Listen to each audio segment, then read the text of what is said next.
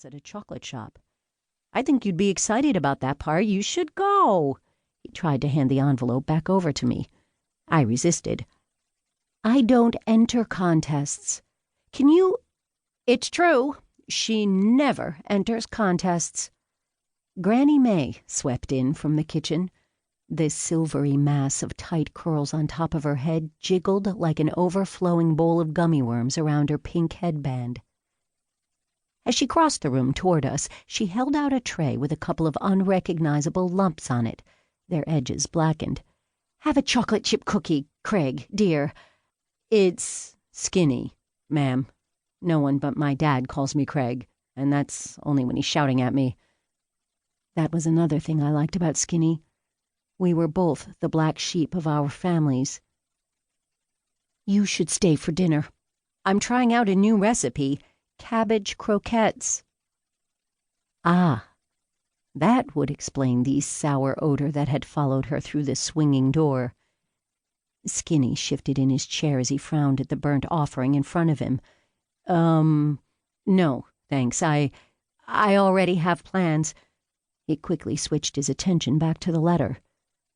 "So the prize to this contest you didn't enter is a trip to Camellia Beach in South Carolina." He rubbed his scraggly goatee.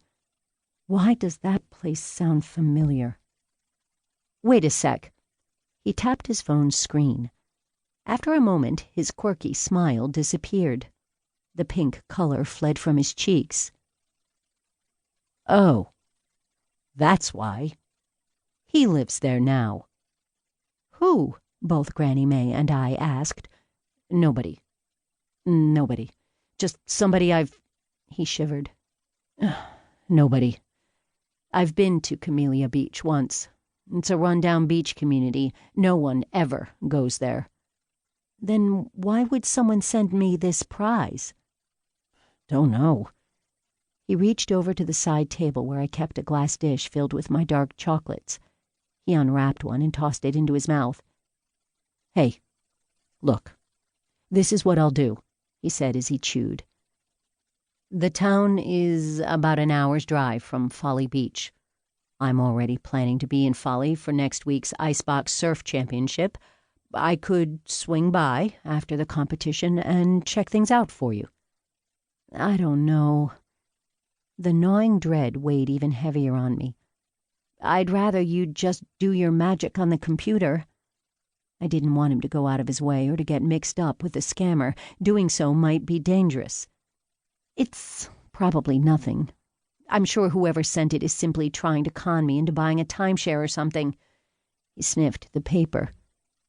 "No, this isn't a mass-produced mailing.